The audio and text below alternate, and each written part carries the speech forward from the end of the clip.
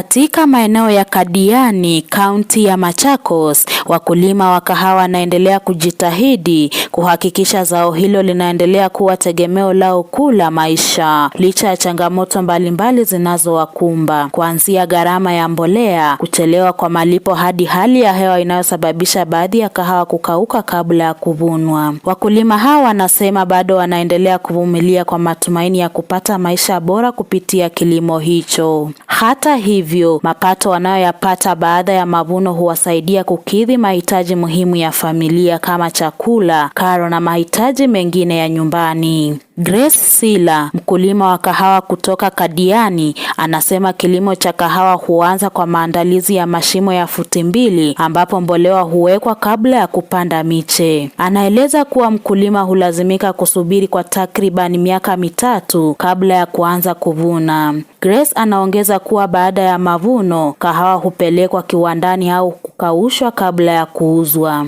Kulingana naye, wakulima hupokea malipo baada ya muda mrefu, pesa ambazo huwasaidia kununua mbegu, mbolea na dawa za kupulizia ili kuendeleza kilimo hicho. Kwa majina ni Grace Sila, mkaazi Kadiani, Machakos County. Mimi ni mkulima wa kahawa. Kutoka kupanda, unalima shimo ya 2 feet na unaweka ndebe moja ya mbolea. Ndio unachukua mti yako ya kahawa unapanda. After kupanda unafunika. Unangojea for 3 years. After 3 years ndio unaanza kuvuna. Ukianza kuvuna, unaweza peleka kwa factory ama uanze kuanika zikiwa zimekauka. Juu kahawa haina reject. Tukianza kuvuna, tunapeleka mara nyingi kwa factory, ambapo tunalipwa kwa muda. Kama vile tukianza kuvuna mwezi wa 4, wa 5, wa 6, malipo ya kwanza tunapatanga mwezi wa 10. Tukipata malipo mwezi wa 10, tunajiprepare kupanda shamba, kama ni kununua mbegu, kununua fertilizer, na hiyo yote inatusaidia kukuza huo mmea.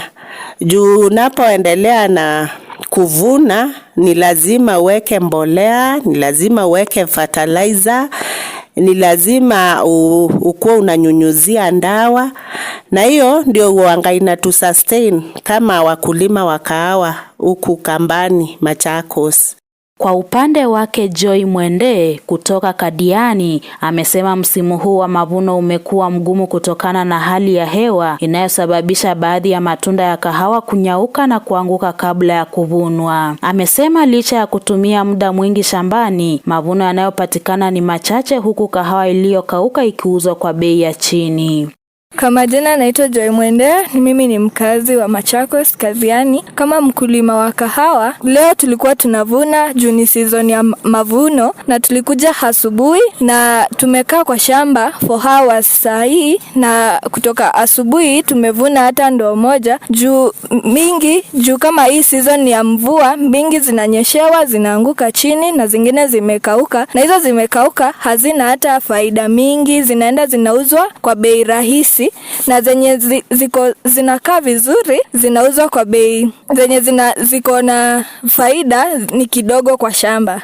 Naye Irene Mwende amesema licha ya changamoto zilizopo, kilimo cha kahawa kina manufaa makubwa kwa familia nyingi. Anaeleza kuwa wakulima hulipwa takriban shilingi 30 kwa kila kilo ya kahawa na hupokea fedha hizo kwa pamoja baada ya muda. Irene amesema pesa hizo huwasaidia wakulima kushughulikia mahitaji ya nyumbani kama kununua chakula, vitabu na kulipa karo ya watoto shuleni. Kwa majina ni Irene Mwende, mkaaji wa Machakos Kadiani. Ingawa kuna changamoto, pia kuna faida.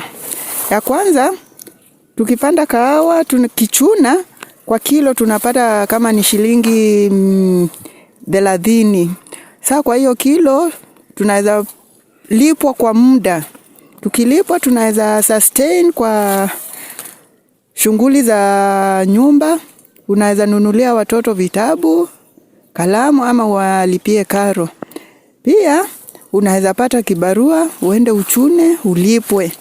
Pia ingine tunafurahianga Juu hiyo pesa inakujanga kwa wakati. Sio inakutia ati tukiuza kilo moja unapewa huo wakati. Tunapewa kwa muda. Inakusanywa tunapewa zote zikiwa zimeshikana. Hiyo ndio faida ya kupanda kahawa.